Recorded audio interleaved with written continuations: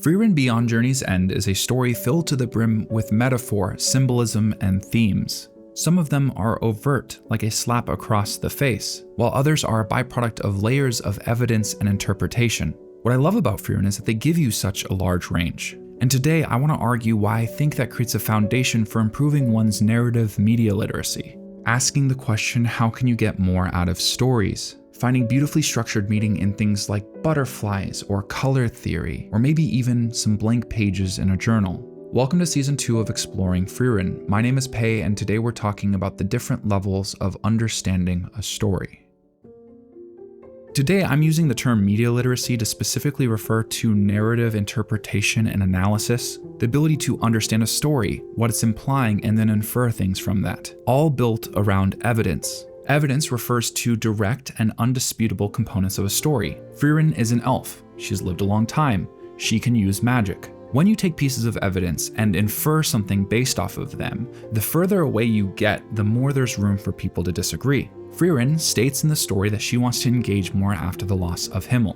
I can take that piece of evidence and tie it with others, that the two first times she cried in the story were at the loss of Himmel and Hyder. The story seems to be implying that Frieren is going through an existential challenge. This is an obvious, easy to agree on example of interpreting evidence. The beginning of this video is mostly going to be dedicated to creating a simple foundation. If you find it a little bit too mundane, you can skip ahead to this section where things start to get more complicated. But essentially the shorthand is media literacy is the ability to interpret a story based off of evidence, implication, and other interpretations. Arguments based off of logical steps from clear evidence. So what's an example of this? There are certain symbols repeatedly used in Frieren. Three of the most prominent examples I can think of are butterflies, jewelry, and flowers. There is evidence in Frieren that when butterflies are used, they're often paired with Fern as a character. The magic butterfly spell Hyder taught her butterfly hair ornament, the many scenes where butterflies are on screen with her. Which means I can argue that Frieren is implying significance between butterflies and Fern, creating a connection.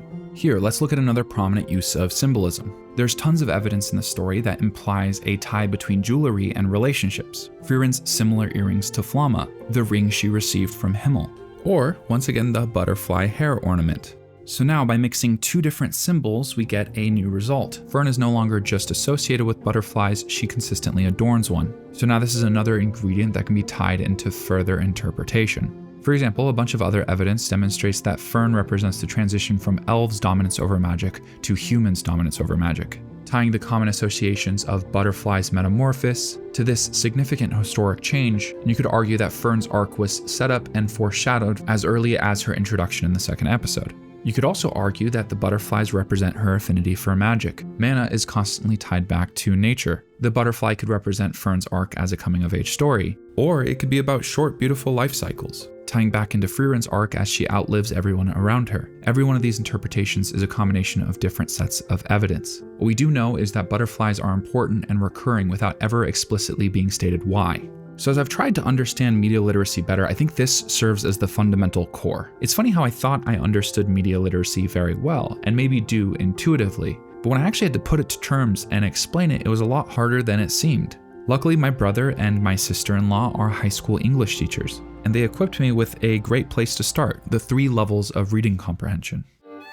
The first level of understanding media is literal. Can you literally read the words on the page and understand what's being said? Can you watch an anime and follow what's going on? While this seems basic and often is, not all stories are easy to follow. There are many books famous for how difficult they are to even understand. Ulysses and Infinite Jest are obvious examples that come to mind for me. Good examples of this from anime are Steins Gate and Sunny Boy. The literal story beats are demanding to keep up with. The second level of reading comprehension is inference, the ability to read between the lines and see what's being implied without directly being stated. And the third and final level is application, taking a story and applying it beyond itself, placing it in context surrounding it, and extending it to things like social structure, history, or your personal life. We'll primarily be focusing on the first and second levels of reading comprehension because there's tons of depth just in those two. But what I love about Frieren and what it teaches about media literacy is that it gives you a full range from very basic and clear to incredibly complicated.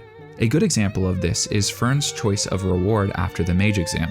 Evidence 1, when given a choice of any spell she could think of, she chose one that would make her clothes clean and spotless. Evidence 2, Richter shares that he's taking the exam in pursuit of that life-changing reward. Evidence 3, Frieren and Zeria have had fundamental philosophical differences in the way they look at magic. So the seemingly obvious implication is that Fern, through choosing this reward, is declaring that she's a student of Frieren and Frieren's philosophy involving magic, seeing it as something to pursue from a place of passion rather than functionality and power. But if you take other pieces of evidence, like Frieren consistently getting value from these niche pieces of magic that seem useless, but are actually very functional in niche scenarios, like her bird capturing spell that saves Kane, or is used to catch the Still in the first stage of the mage exam, then add on another piece of evidence that in Fern's fight versus Lugner, she was tracked by blood left on her cloak, and you get a second, also very cool layered interpretation of that choice. So the reason I think Frieren as a story teaches media literacy so well is because they have a full range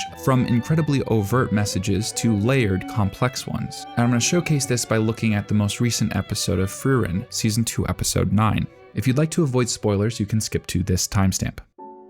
In Episode 9 of Frieren's second season, a theme that's been explored throughout the entire series comes up again. The question, what does it mean to be a hero? This theme applies to basically every character in the story, but it's primarily explored through the lens of Himmel, the guy who's literally called the hero. Now, this theme itself is explored in a complete range.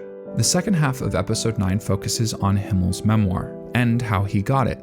In a flashback, Frieren asks Himmel why he always charges those he helps, to which he responds something along the lines of, by letting people pay us back in the way they can afford, they don't feel indebted to us. The lesson and moral here is overt and directly stated, but it can also be tied to other evidence to infer larger things, like Himmel's general positive mindset and optimism when it comes to the difficult tasks of being a hero, finding beauty and joy in small moments that others might overlook, or his understanding of what it means to be a symbol of hope beyond just an individual. In this scene, the villagers offer him food, something they can't really afford to give up. When Eisen voices what they all know, that they can't take that, Himmel instead asks about a journal, where he starts recording his everyday life, and Frieren, thinking back, distinctly remembers when he lost the journal. This ties into another example of media literacy, this time much less overtly stated. So jumping back to the present, Frieren's party needs to cross a gigantic lake. There's a ferry, but they don't really have the means.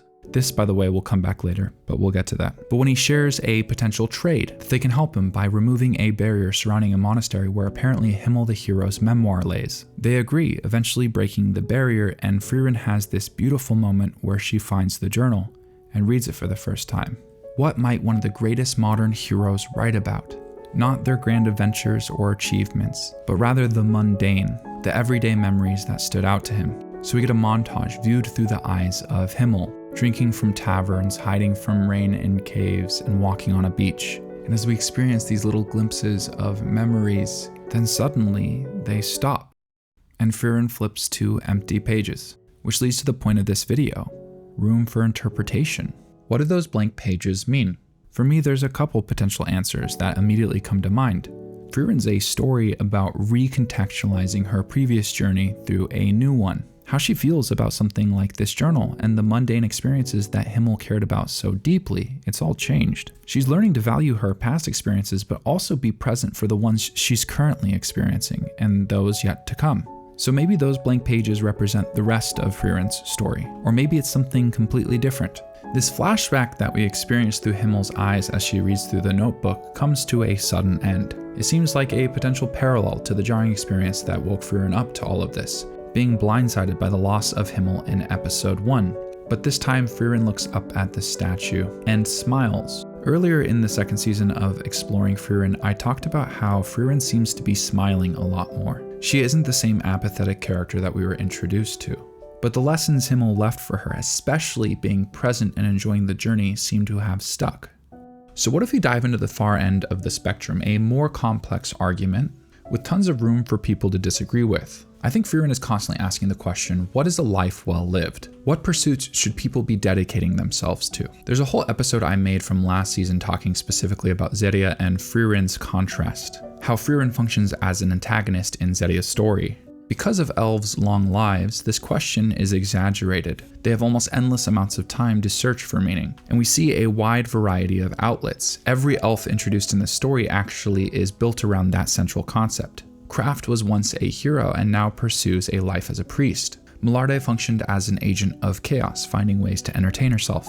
Zetia pursues power and control, and Frieren has two focuses, the first being the pursuit of magic. Every time she has an opportunity, she goes out of her way to find odd spells and expand her birth of knowledge. But the more recent adjustment is presence, to value the relationships and experiences she's having now. These topics in themselves are big, daunting, and complicated, so let's zoom in a little bit. There's been a lot of discussion online surrounding money. People have voiced confusion and dismay at Frieren's complete disinterest in making money, sometimes arguing it's poor writing for them to leave something behind that might be valuable. But I think there's more to it, a clear message being argued with tons of evidence to support it if you just look. That being said, the further you get into inference and interpretation, the more room there is for someone to just disagree. So I'm going to make a case for how Frieren's relationship with money is such an interesting part of the story. Earlier in Season 2, the writing introduced a magic nullifying crystal. When the party stumbles upon one that is worth a literal fortune, they end up deciding to leave it behind. Many people in my comments section couldn't understand that choice, but to me there felt like a bunch of good answers. Later in this episode we have this beautiful scene where we find out just how uncomfortable Fern is without having access to her magic. They liken it to another sense, like sight. Without magic, Fern feels blind.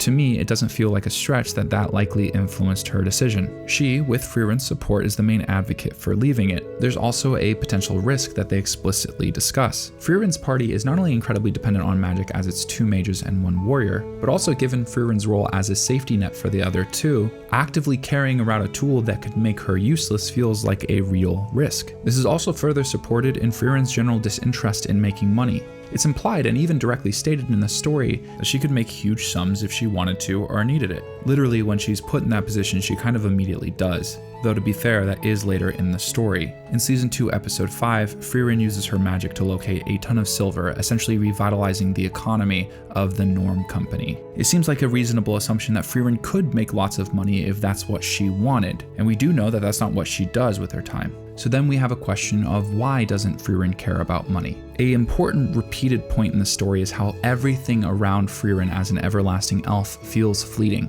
She has no interest in partaking in whatever new bureaucracy surrounds magic because it changes every couple hundred years. Cities and towns that she's familiar with disappear. The people that surround her grow old and pass on. Now, Frieren's apathy at the beginning of the story is built around that which is fleeting. Instead, she finds value in the pursuit of magic, not for power or influence, but from a place of passion, coming back to that difference in philosophy between Zetia and Frieren. Money to those who don't have it is a means to survive. Money for those who already have it can be an expression of power. But for an elf who's lived many generations with very little interest in power or influence, what appeal does making money have? But where this gets really interesting is asking if there is a message being argued.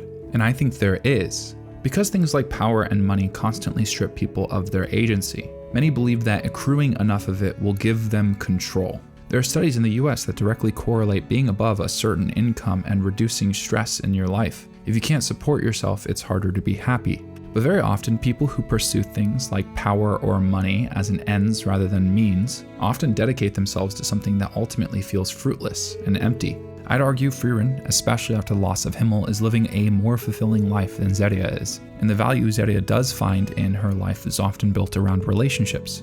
She expresses even with the disappointment and underlying care and passion for her students, despite the fact that none of them have ever lived up to her expectations.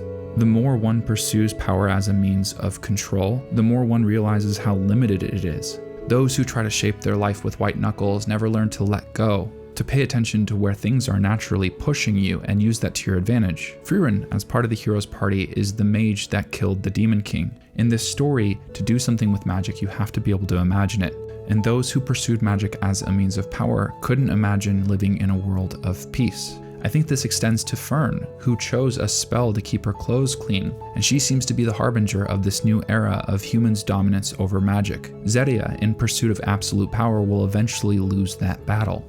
I think that's a major one of Frieren's themes, built off of a complex network of evidence and inference, from obvious to easy to miss. I think that's how Frieren teaches media literacy.